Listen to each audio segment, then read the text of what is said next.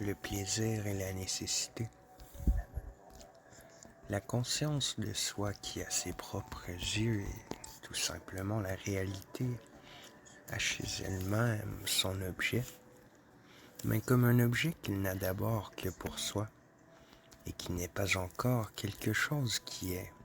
L'être lui fait face comme une effectivité autre que la sienne, et elle vise en accomplissant son être pour soi à se regarder comme une autre essence autonome.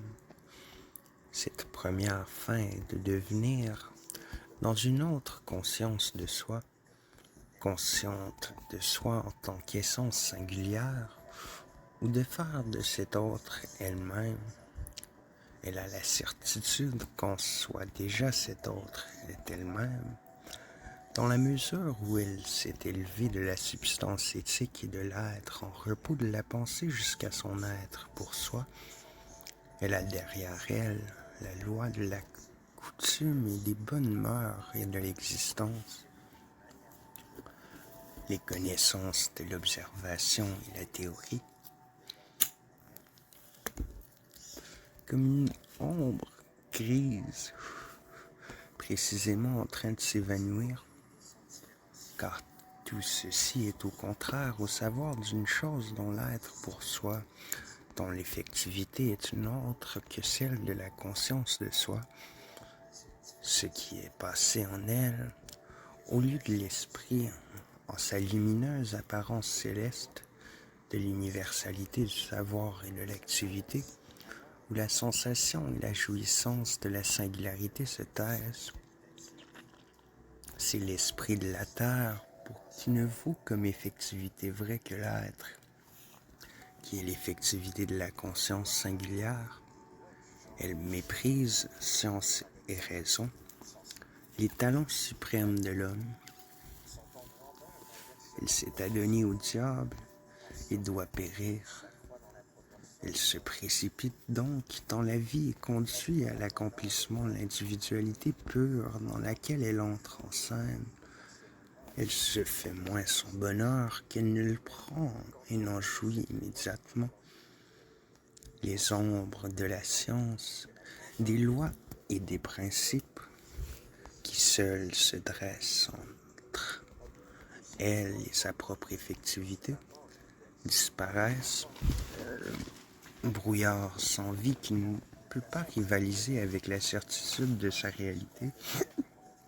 Elle s'empare de la vie comme on cueille un fruit mûr qui vient autant lui-même à la rencontre de la main qu'il n'est pris. Son activité n'est activité du désir que selon l'un des moments.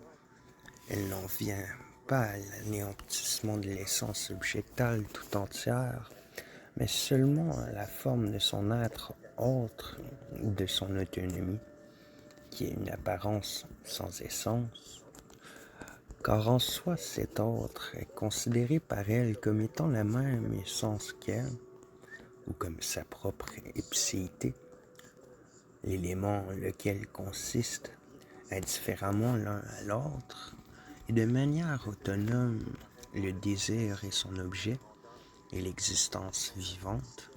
La jouissance du désir abolit cette existence, dans la mesure où elle échoit à son objet. Mais ici, cet élément qui donne à l'un et l'autre leur effectivité particularisée est au contraire la catégorie, un être qui essentiellement est quelque chose de représenté.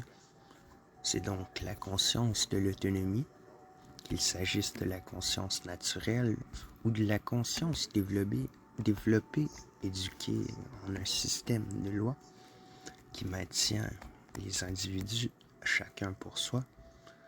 Cette séparation n'est pas en soi pour la conscience de soi, qui sait l'autre comme étant sa propre ipséité.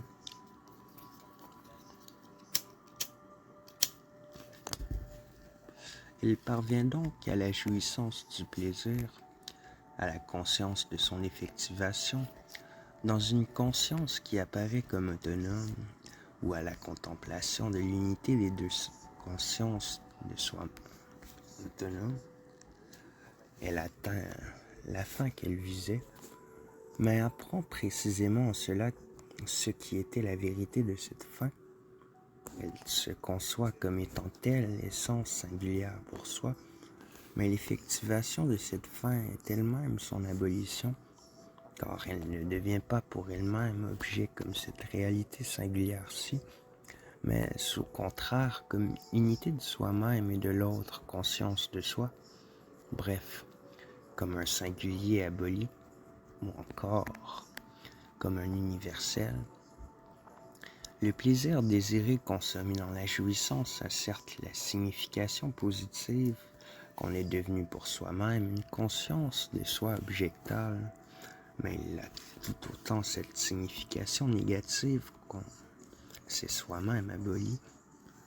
Et dès lors que la conscience de soi n'a conçu son effectivation qu'au premier de ses sens, son expérience entre comme une contradiction dans sa conscience, où l'effectivité ainsi atteinte de sa singularité souvent anéantie par l'essence négative, qui se dresse ineffective et vide face à elle, tout en étant cependant la puissance dévastatrice qui la dévore.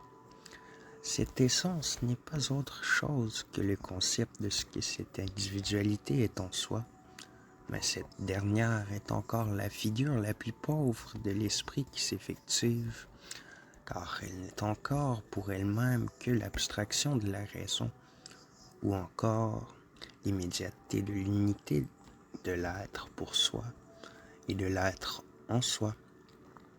Son essence n'est donc que la catégorie abstraite.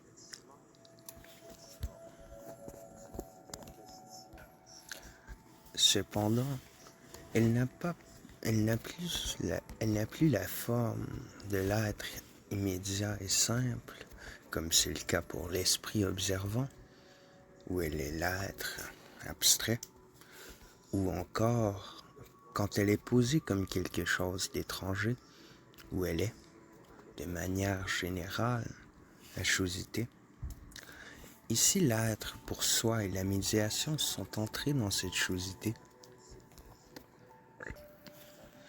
C'est pourquoi l'individualité intervient ici comme cercle dont le contenu est la relation pure développée des essentialités simples, et donc l'effectivation enfin obtenue de cette individualité ne consiste en rien d'autre qu'en ceci, qu'elle a fait sortir ce cercle d'abstraction de l'état d'enfermement de la conscience de soi simple et l'a lancé dans l'élément de l'être pour elle, ou de l'extension objectale, ce qui donc devient objet, comme son essence, pour la conscience de soi dans le plaisir jouissant. C'est l'expansion de ces essentialités vides, de la pure unité, de la pure différence et de leur relation. Par ailleurs, l'objet que l'individualité éprouve dans l'expérience comme son essence n'a pas de contenu. Il est ce qu'on appelle la nécessité, car la nécessité, le destin et toutes ces notions est précisément ce dont on ne sait pas dire ce qu'il fait. Quelles en sont les lois déterminées et le contenu positif? Parce que c'est le concept pur, absolu lui-même, vu comme être, la relation simple et vide, mais irrésistible et indestructible, dont l'œuvre n'est que le néant de la singularité. Elle est cette corrélation solide parce que l'élément qui assure la corrélation, ce sont les essentialités pures ou les abstractions vides. Unité, différence et relation sont des catégories qui chacune ne sont rien en soi et pour soi, qui ne sont que par référence à leur contraire, et donc ne peuvent pas se départir les unes des autres.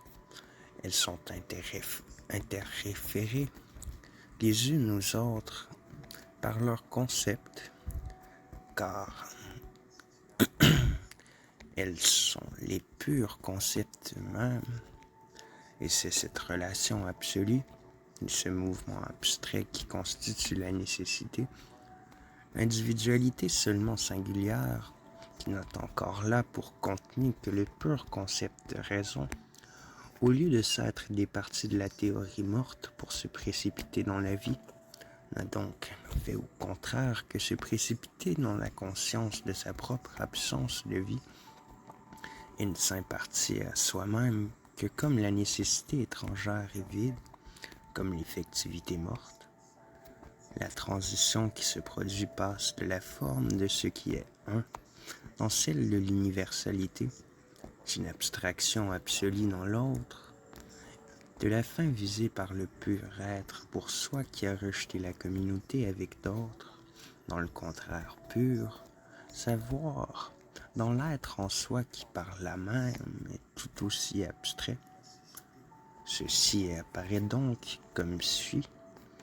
L'individu ne fait que périr, et la dureté cassante absolue de la singularité a exposé en miettes au contact de l'effectivité, qui est tout aussi dure, mais qui est continue, dès lors que, en tant que conscience, l'individu est l'unité de soi-même et de son contraire.